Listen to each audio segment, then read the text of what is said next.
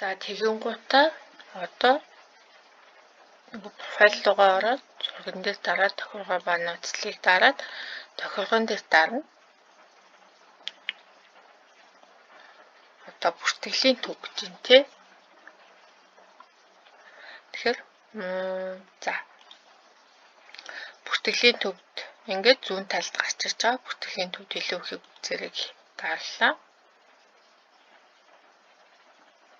За нууц үг энэ дээрээсээ зүүн гартлаасаа нууц үг ба хамгаалалт гэсэн нэг дарлаа. За эхнийх дээр болохоор нууц үгөө өөрчлөх гэж байгаа. Нууц үгөө өөрчлөх болвол та нарыг нэг хэрэглээрээ одоо хэдүүлээ хоёр нөхцөлд баталгаажуулалт гэдгийг даръя. За тэгээд энэ профайлны дээр тавих гэж байгаа чинь нэгээ дарлаа. За тэгээд хамгийн эхний ингээд энэ дэлгэцэн дээр гарч байгаа баталгаажуулалтын хэрэглүүр гэдгийг сонгоно. За энийгээ ингээд сонголоо. Тэгээд дараах гэдгийг дарлаа. За тэгээд одоо энийгээ одоо юу яа хэвлээ.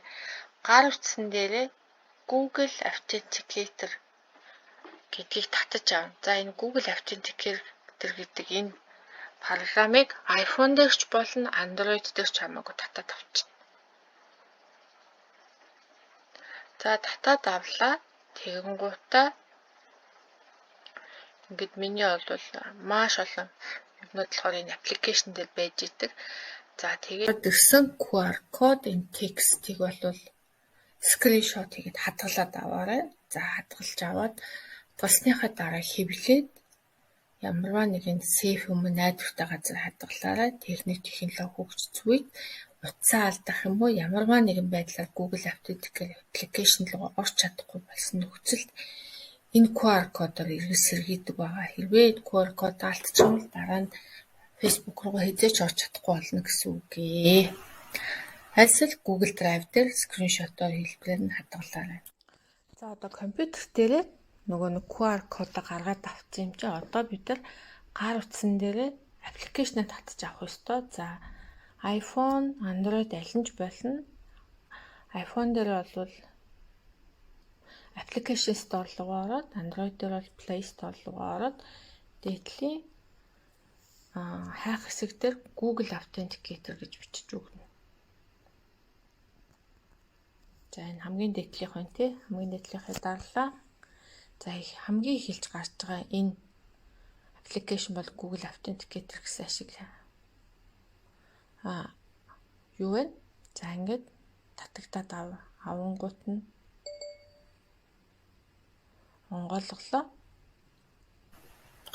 Тэг Google Authenticator руу заавал Google email хаягаараа нэвтэрч ороорой. За ингээд Google дээр яваад орчлоо. За болохоор би Google дээр яваад орчлоо. За тэгэнгүүтээ энэ баруун доод буланд байгаа миний бүх юмнууд бараг шахуу ийм давхар хамгаалттай байдаг. За тэгэнгүүтээ энэ баруун доод буланд байгаа энэ нэмэх цэгтээ дарчихна. За тэгэнгүүтээ хамгийн ихний scan QR код гэдгийг дараад одоо нөгөө компьютер дээр уншуулсан кодоо оруулангууд ингээд миний аппликейшн энэ Facebook-тай холбогдлоо гэсэн үг. За тэгээд хамгийн доотлолд гарч байгаа Facebook ID гэдэг энэ гарч ирж байгаа энэ бол миний одоо саяны оруулсан Facebook-ийн Authenticator код энэ гарч ирж байгаа гэсэн үг. Тэгэхээр ямарваа нэг ондоо утаснаас компьютераас нэвтрэхтэй эсвэл Facebook-аас гарчаад буцаад ороод ирэх үед энэ кодууд бол ерөнхийдөө 10-15-20 секундэд илүүтэй ингээд дараа өөрчлөгдөж идэг байхгүй. Тэгэхээр энийг бол таах ямар ч боломжгүй. Тэгэхээр ингэж Google Authenticator-ыг оруулдаг байгаа.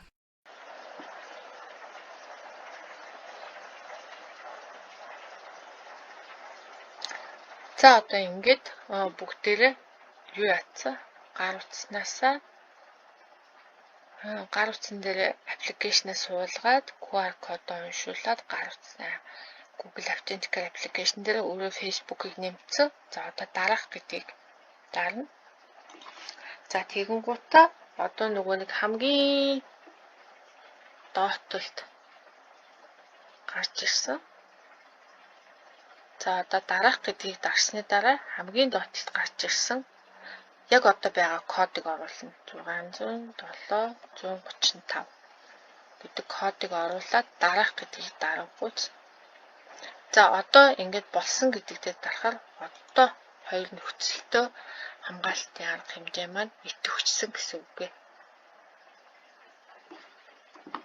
За одоо ингэж дараагийн удаа миний имэйлийг одоо тий Facebook-ийн нууц үгийг хүмүүс хакердсан ч гэсэн Facebook логоо орохын тулд өөрийнхөө хэрэглэгчийн нэр, нууц үг оруулсны дараа энэ утсан дээр байгаа кодыг надаас дандаа нэхэх учраас надаас бусад хүмүүс энэ рүү ороход бол айгүй хэцүү. Тэгэд зөвхөн миний утсан дээр байгаа энэ кодоор ордог байгаа шүү. За тэгэхэд бас нэг чухал юм нь болохоор утсаа хайчвал одоо яана гэдэг асуудал байгаа. Тэгэхээр энийг дор хаяж 2 девайс дээр суулгаарай. Гар утсан дээрээ гэрч чинь дахиад гар утас өгдөгөл тэр гар утсан дээр ингээд 2 девайс дээр суулгаарай. За тэгээд түүнээс гадна iPhone-той бол байнга iPhone нөгөө нэг iPhone-ы cloud дээр backup хийж байгаарай. Ягаад гэвэл iPhone-ыг алдсан тий Android-ыг алдсан тохиолдолд дандаа backup-тай байх юм бол шинэ дахин шинэ утаснаас ороод тэр backup-а эргээ суулгахад яг өмнө миний утсан дээр суудсан байсан аппликейшнүүд эргэж гарч ирдэг байгаа. За тэгээд техник технологи хөгжихийн хэрээр бидний аюулгүй байдлынхаа төлөө авж байгаа арга хэмжээнээр маань бас ондоо болдог. Тэрнтэй хамаатай бас илүү арга хэмжээнүүдийг авах хэрэгтэй болдог шүү.